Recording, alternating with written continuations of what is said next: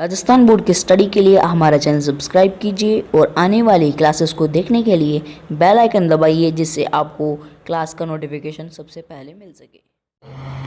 आपका स्वागत करता हूं आज के हमारे इस वीडियो में। और राजस्थान बोर्ड स्टडी में हमारा सेकंड वीडियो है। आज 10th क्लास के 9th चैप्टर मैथमेटिक्स के जो है कोऑर्डिनेट ज्योमेट्री यानी निर्देशांक ज्यामिति, उसका मैं आज आपको बेसिक बताने वाला हूं।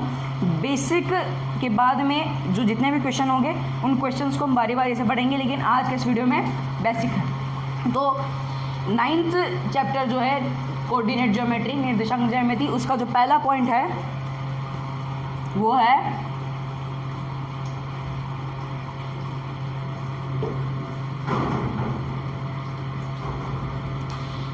कार्तीय निर्देशांक। कार्तीय निर्देशांक में क्या होता है, ये जो प्रश्नावली जो है ये ग्राफ से रिलेटेड है। यानी अगर आपको जो चौथी प्रश्नावली है दो चरों वाले रेखिक समीकरण, वो अगर आपको ढंग से समझ में आ गई तो ये इस प्रश्नावली को समझने में आपको कोई दिक्कत नहीं होगी। तो इसमें आपको क्या करना है, इसमें पहले तो सबसे पहले बात करते हैं कि एग्जाम में कितने नंबर का क्वेश्चन आता है। इस प्रश्नावली से एग्जाम में 6 नंबर का क्वेश्चन आता है, और इस प्रश्नावली से आपको एक क्वेश्चन में 2 भाग देखने को मिल सकते हैं, या फिर एक ही क्वेश्चन देखने को मिल सकता है। किस टाइप के क्वेश्चन आते हैं, आपको एक रेखा को एक रेखा दे देते हैं, एक रेखा में या फिर 2 बिंदु देते हैं और उनका अनुपात दे सकते हैं, और उन अनुपातों में जो उस रेखा को विभाजित करता है उस बिंदु के निर्देशांक पूछ सकते हैं, या फिर उस बिंदु के निर्देशांक दे सकते हैं। आपको जो 2 बिंदु है जो रेखा बना रहे हैं उनमें से किसी एक निर्देशांक पूछ सकते हैं, या फिर आपको अनुपात पूछ सकते हैं। आपको मध्य बिंदु से रिलेटेड कोई क्वेश्चन पूछा जा सकता है इस प्रश्नावली में, और दूरियों से संबंधित कोई क्वेश्चन पूछा जा सकता है। तो सबसे पहले बात करते हैं कि कार्तीय निर्देशांक क्या होते हैं। कार्तीय निर्देशांक होते हैं, आपने ग्राफ में देखा होगा, ग्राफ कुछ इस टाइप की होती है। अब ये जो होता है, इनमें सबसे पहले ये जो सीधी और आड़ी रेखा है इसको हम कहते हैं अक्ष। तो हम सबसे पहले यहां से इस साइड से देखेंगे तो ये जो ये साइड होती है इसको हम निरूपित करते हैं एक्स से, और ये जो इसके अपोजिट साइड है इसको हम निरूपित करेंगे एक्स डैश से। अब ये जो ऊपर वाली साइड है इसको हम निरूपित करेंगे वाई से, और नीचे वाली साइड है उसको हम निरूपित करेंगे वाई डैश से। ये हो गया एक्स एक्स और ये हो गया वाई एक्स। ये बात हमारी क्लियर हो गई। अब मैं आपको बता दूं, इसमें कार्तीय निर्देशांक में ये जो बीच का जो पॉइंट होता है इसे हम कहते हैं मूल बिंदु। ध्यान रखिएगा, 1 नंबर में आपको क्वेश्चन पूछा जा सकता है कि कार्तीय निर्देशांक में मूल बिंदु के निर्देशांक क्या होते हैं। तो आपको हमेशा ध्यान रखना है कि मूल बिंदु के निर्देशांक सदैव 0 0 होते हैं, 0 0 0 0। अब ये होता है मूल बिंदु। अब आपको जो निर्देशांक पूछे जाएंगे, निर्देशांक में 2 चीजें होते हैं। अब निर्देशांक को कैसे लिखा जाता है, कोष्टक में x और y से निर्देशांक को निरूपित किया जाता है। x को जाना जाता है भुज के नाम से, और y को जाना जाता है कोटि के नाम से। x होता है भुज और y होती है कोटि। अब हम बात करेंगे चतुर्थांश के बारे में। ये क्या होता है चतुर्थांश।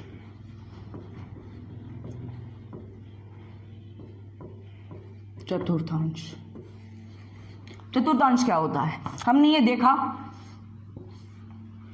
ये x डैश y डैश। अब ये हम देखते हैं कि इसके 4 भाग हो रहे हैं। ये एक क्वार्टर मतलब चतुर्थांश है। अब हम चतुर्थांश को निरूपित कैसे करेंगे, हमने x यहां से निरूपित किया तो इसे हम लिखेंगे प्रथम चतुर्थांश, ये होगा द्वितीय चतुर्थांश, ये होगा तृतीय चतुर्थांश, और ये होगा चतुर्थ चतुर्थांश। ये 4 चतुर्थांश होंगे। अब इसमें हम चतुर्थांश के चिन्हों की भी बात कर लेते हैं। इस चतुर्थांश के जो चिन्ह होंगे वो हमेशा रहेंगे प्लस प्लस। अब बात करते हैं इस चतुर्थांश के चिन्हों की। इस चतुर्थांश में जितने भी निर्देशांक होंगे उन सबके चिन्ह रहेंगे माइनस प्लस। इस चतुर्थांश के चिन्ह रहेंगे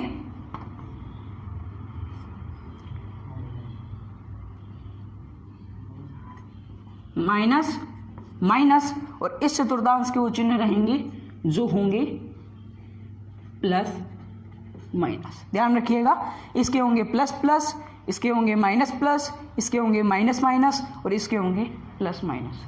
ये बात हो गई चिन्हों की। अब हम बात करेंगे कि इस प्रश्नावली में हमें क्या क्या पढ़ना है और कौन कौन से सूत्र इस प्रश्नावली में हमें काम में आने वाले हैं। तो जो क्वेश्चंस होते हैं वो हमें, उसका पहला टाइप है दो बिंदुओं के मध्य की दूरियां। दो बिंदुओं के मध्य की दूरी पूछी जाती है हमें, तो उसे कैसे ज्ञात करनी है तो हम देखेंगे। ये हमने देखा x x dash y y dash. अब जैसे मानिए ये O है मूल बिंदु, तो एक बिंदु ये है और एक बिंदु ये, दो बिंदुओं हैं, दो बिंदुओं को एक रेखा मिला रही है। इस बिंदु को हमने नाम दिया A और इस बिंदु को नाम हमने दिया B। माना कि इस बिंदु के निर्देशांक x1 y1 है और इस बिंदु के निर्देशांक x2 y2 है। इन दोनों के बीच की हमें दूरी निकालनी है। तो ध्यान रखिएगा, वो दो बिंदु जिनके जिनमें एक बिंदु के निर्देशांक x1 y1 हो और दूसरे बिंदु के निर्देशांक x2 y2 हो, उसके लिए सूत्र होगा, कौन सी दूरी निकालनी है हमें, AB की दूरी निकालनी है। इसलिए सूत्र होगा AB बराबर under root x2 minus x1 का whole square plus y2 minus y1 का होल स्क्वायर। ध्यान रखिएगा ये सूत्र होगा। अब आप ऐसे भी लिख सकते हैं कि x1 माइनस x2 का whole square y1 minus y2 का होल स्क्वायर, क्योंकि जो भी माइनस होके आएगा, अगर माइनस का भी आप स्क्वायर करते हैं तो वो हमेशा प्लस में आता है। और यहाँ पे अंडर रूट। अब आपको जो x1 y1 और x2 y2 की जगह जो मान दिए हुए आएंगे आपको उस सूत्र में रखना है और उसको हल करना है। अब दूसरे टाइप के जो क्वेश्चंस आते हैं वो कौन से क्वेश्चन आते हैं,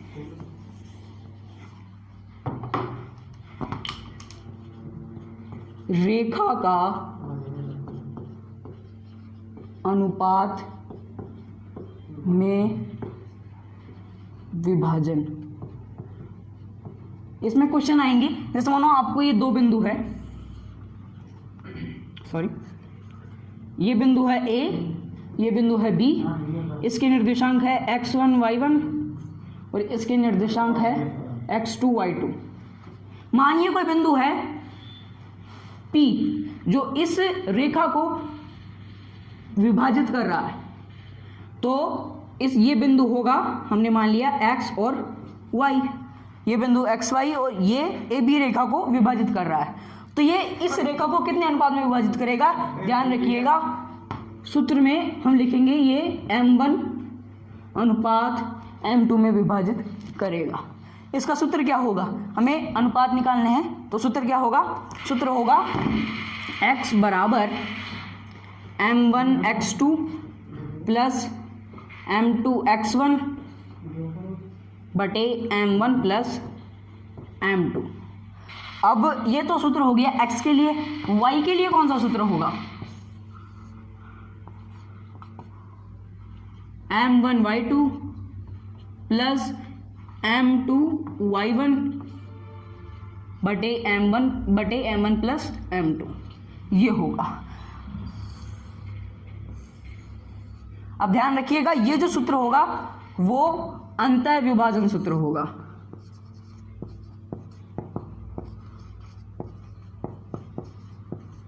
कौन सा होगा, अंतः विभाजन सूत्र। यानी आपको क्वेश्चन में दिया हुआ आएगा कि ये अंतः विभाजन हो रहा है या फिर बाह्य विभाजन हो रहा है, तो आपको उस हिसाब से सूत्र लगाना है। अंतः विभाजन का ये सूत्र होगा, मैं आपको बताऊंगा कि बाह्य विभाजन का सूत्र। अब हम देखेंगे बाह्य विभाजन का सूत्र।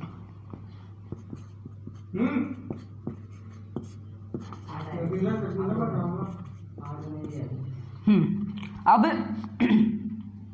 आपको दिख रहा है कि यहां पर प्लस है, यहां पर प्लस है, यहां पर प्लस है, यहां पर प्लस है। अगर आप अंतर विभाजन के सूत्र से कर रहे हैं तो आपको यहाँ पे प्लस रखना है, अगर अंतर विभाजन के सूत्र से न कर बाह्य विभाजन के सूत्र से कर रहे हैं तो यहाँ पर आपको माइनस कर देना है, और सूत्र में किसी भी प्रकार का चेंज नहीं होगा। ये हो गया रेखा का अनुपात में विभाजन। इसमें क्वेश्चन कैसे आएंगे, आपको या तो ये बिंदु, या आपको ये बिंदु दे देगा, ये दोनों बिंदु दे देगा, आपको अनुपात पूछ लेगा, या फिर आपको अनुपात दे देगा, ये दोनों बिंदु दे देगा और ये बिंदु पूछ लेगा, या फिर ये आपको ये 3 दे देगा, यानी कोई भी 3 देकर एक चीज आपको पूछ सकता है। अब इसमें हम पढ़ेंगे लास्ट क्वेश्चन का टाइप, वो होगा